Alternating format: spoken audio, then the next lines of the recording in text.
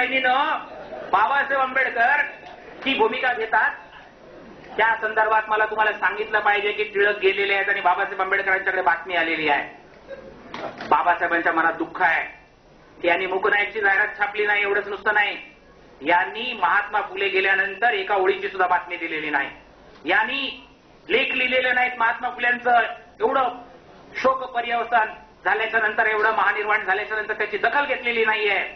त्या दिवशीचा तुम्ही अंक काढून पहा. बाबासाहेबांनी 3 जणांच्या मृत्यूच्या बातम्या त्या दिवशी छापल्यात. पहिली बातमी जी आहे ती जाधव नावाचे नाशिकचे कार्यकर्ते आहेत, सामाजिक क्षेत्रामध्ये अत्यंत मौलिक काम करणारे आहेत. बाबासाहेबांनी त्यांच्याबद्दल सविस्तर लिहिलंय. ते गेल्याच्यामुळे समाजाची किती हानी झालेली आहे आणि ते किती मोलाचं काम करत होते समाज प्रबोधनाचं, ते सगळं लिहिलंय. 22 ओळी लिहिलेल्या आहेत. नेमकं जरा तांत्रिक भाषेत बोलतो. बाबासाहेबांनी दुसरी बातमी जी दिलेली आहे, त्यावेळेला पी बाळू नावाचे क्रिकेटपटू होते. मी टी बाळू म्हणत नाहीये, पी बाळू म्हणतोय. P Balu, P. तर हे पी बाळू क्रिकेटपटू होते. तर त्यांची पत्नी गेली होती आणि म्हणून बाबासाहेबांनी ती सुद्धा समाजाच्या लोकांसाठी किती काम करायची आणि किती कुटुंबवत्सल आणि गृहिणी होती याच्या प्रकारचं लिहिलं आणि दुःख व्यक्त केलं. आणि बाबासाहेबांनी लिहिलं, काल रोजी मुंबई येथे पुण्याचे बाळ गंगाधर टिळक यांचे निधन झाले. फुल स्टॉप. बातमी संपली. बाबासाहेबांनी लोकमान्य म्हटलेलं नाही, बाबासाहेबांनी पुण्याचे टिळक म्हटलेलं आहे. नीट समजून घ्या. बाबासाहेब काय असे मुक्त हस्ते विशेषण उधळणारे नव्हते. पुण्याचे टिळक महाराष्ट्राचे आणि भारताचे पण नाही.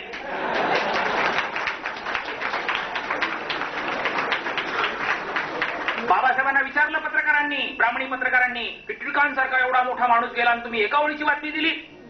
बाबासाहेब म्हणाले, त्यांचं आमच्या जीवनात जेवढं स्थान होतं तेवढी बातमी दिली.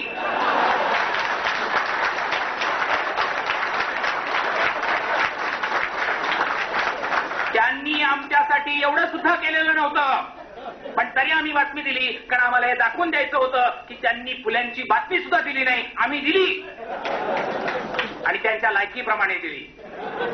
भावानं बहिणीने बाबासाहेबांचं उदाहरण पुराव्यानिशी मी फक्त आपल्यासमोर एवढ्यासाठी ठेवलं की टिळकांच्या बद्दल वैयक्तिक द्वेषातनं माझे काही पैसे बिशे त्यांनी बुडवलेले नाही. मी जरी सदाशिव पेठेतच शिकलो आणि सदाशिव पेठेतच शिकत वाचत मोठा झालो, तरी सुद्धा टिळकांनी किंवा टिळकांच्या कुटुंबियांनी कुणीही काही बुडवाबुडवी केलेली नाही. प्रश्न आहे तो असा की शिवजयंतीच्या संदर्भामध्ये आपण चर्चा करत असताना हे टिळक काय भूमिका घेत आहेत? ते म्हणतायत की ब्राह्मण ठरवतील. असे टिळक शिवजयंती उत्सव सुरू करू शकतात का? त्यांनी शिवजयंती उत्सव सुरू केला असेल का? ते शिवजयंतीच्या कार्यक्रमाला गेले इथपर्यंत बरोबर आहे, पण त्याची कारणमीमांसा काय? मित्रांनो, या प्रश्नाकडनं आपण पुढच्या मुद्द्याकडे जाऊया आणि थेटपणाने जाऊया, कारण वेळेचं भानही आपण ठेवलं पाहिजे. मी आपल्याला पुढच्या प्रश्नाच्या संदर्भामध्ये एवढंच सांगेन की टिळकांच्या बाबतीमध्ये आणि टिळक कंपूच्या बाबतीमध्ये अनेक पुरावे देऊन आपल्याला ही चर्चा करता येईल, परंतु ती चर्चा न करत असता आपण थेटपणानं शिवाजी महाराजांना गो ब्राह्मण प्रतिपालक म्हणून जे आपल्या कानी कपाळी ओरडून ठसवून आपल्यावर बिंबवण्यात आलेलं आहे त्याच्याबद्दल काय? विलास वागचरांनी फार चांगलं पुस्तक अलीकडेच आनंद घोरपडे यांचं प्रकाशित केलेलं आहे, शिवछत्रपती समज आणि अपसमज. खरं म्हणजे मामा देशमुख आहेत. अनेक इतिहासकारांचा इथे कृतज्ञतेनं उल्लेख केला पाहिजे की या मंडळींनी खूप चांगलं काम केलेलं आहे. मी काही मूलभूत या विषयातलं संशोधन करणारा कार्यकर्ता नाहीये. नम्रपणानं या सगळ्यांची कृतज्ञतापूर्वक नोंद करून एवढंच सांगेन की त्यांचं वाचून थोडंफार आर्काईव्ह मधलं, पुरावी लेखागारातलं आणि थोडंफार या विषयाच्या अनुषंगाने चिंतन यावरनं मी बोलतोय. मीच काहीतरी सगळं शोधून काढलंय असला भ्रम मला अजिबात पसरवायची गरज नाही भावानं बहिणीनो. आणि म्हणून या मुद्द्याकडे जात असताना गो ब्राह्मण प्रतिपालक शिवाजी खरंच होते का, आहेत का, हे मिथक बरोबर आहे का चुकीचं आहे, याची चर्चा करताना आम्ही सुरुवात करतो या मुद्द्याने. शिवाजी महाराजांच्या जयंतीचा उल्लेख झाला की ती तारखेनुसार होते, तिथीनुसार होतीये. आपल्याला सगळ्यांना माहिती आहे की 4 वर्षापूर्वी जेव्हा विलासराव देशमुख आणि छगन भुजबळांनी त्यावेळेच्या महाराष्ट्रातल्या या नेत्यांनी आणि त्यांच्या सरकारने निर्णय घेतला की 19 फेब्रुवारीला शिवजयंती उत्सव साजरा करायचा, त्यावेळेला अनेक लोकांनी विरोध केला. त्याचं कारण असं होतं की शिवाजी महाराजांच्या खऱ्या कामाकडनं लोकांचं लक्ष जर दुसरीकडे वेधायचं असलं तर तिथीने करायचा का तारखेने करायचा, 27 साली मानायचा का 30 साली मानायचा, असल्या गोष्टींमध्येच लोकांना अडकून ठेवलं पाहिजे. त्याच्यावरच चर्चा घडून आणली पाहिजे. म्हणजे नॉन इश्यूवर लोकांना चर्चा करायला लावायची, त्याच्यावर लोकांना भटकत ठेवायचं, म्हणजे मुख्य मुद्द्यांकडे लोक येतच नाहीत. तुम्हाला साधं सोपं सरळ खरं म्हणजे माहिती आहे की शिवाजी महाराजांच्या जन्मतारखेच्या संबंधामध्ये, जन्म दिवसाच्या संबंधामध्ये 1627 साली जन्म झाला असं मानणारा एक वर्ग आहे, 1630 साली जन्म झाला असं मानणारा एक वर्ग आहे. आता या संदर्भामध्ये महात्मा फुल्यांनी जेव्हा शिवजयंती उत्सव सुरू केला त्यावेळेला महात्मा फुल्यांना तत्कालीन जी कागदपत्र उपलब्ध होती, तत्कालीन ज्या समजुती होत्या, तत्कालीन जे काही लोकसमज होते, त्या सगळ्यांचा वापर करून घेऊन महात्मा फुल्यांनी तिथीनुसार शिवजयंती सुरू केली आणि ती 27 सालची मांडून सुरू केली. हे बरोबर आहे. परंतु नंतरच्या काळामध्ये टिळक त्याच्यामध्ये आल्याच्या नंतर या विषयाच्या बाबतीत केसरीमध्ये पहिल्यांदा टिळकांनी लिहिलं ते 1900 साली, म्हणजे 104 वर्षापूर्वी. म्हणजे शिवजयंतीची तारीख आणि तिथी, शिवजयंतीचा दिवस याच्याबद्दल 104 वर्ष वाद आहे. 1900 साली पहिल्यांदा ही चर्चा सुरू झाली. आता त्याच्या तपशिलात मी जात नाही, मी फक्त एवढंच सांगतो तुम्हाला की फाल्गुनमध्ये जन्म झाला का वैशाखमध्ये जन्म झाला, 27 साली जन्म झाला का 30 साली जन्म झाला, हा मुद्दा आपण त्याच्या फार तपशिलात जाऊया नको. आपण एवढंच म्हणूया की चांगली गोष्ट अशी की 68 साली महाराष्ट्र सरकारने जी समिती नेमली होती इतिहासकारांची, त्या समितीने जो अहवाल दिला होता तो अहवाल पहिल्यांदा 2000 साली महाराष्ट्र सरकारने मान्य केला. तोपर्यंतच्या सरकारांनी तो दाबून ठेवला होता. मंडल आयोगाचा अहवाल जसा वर्षानुवर्ष पडून ठेवला होता तसाच 2000 साली हा अहवाल मान्य केला इतिहासकारांचा आणि 19 फेब्रुवारी 1630ला शिवाजी महाराजांचा जन्म झाला अशा प्रकारची निर्णायक भूमिका शासनाने घेतली. ही घेतल्याच्या नंतर ज्यांनी आरडाओरडा करायला सुरुवात केली त्याच्यात पुढाकार घेणारे 2 जे सद्ग्रस्त होते त्यांच्याबद्दल जरा एकेका वाक्यात बोललं पाहिजे.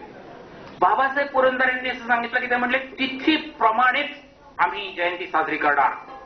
आणि गमतीचा भाग तुम्हाला माहितीये का, 68 सालच्या या समितीमध्ये बाबासाहेब पुरंदरे होते आणि तिथं मात्र त्यांनी 19 फेब्रुवारी हीच तारीख बरोबर आहे अशी भूमिका घेतली होती.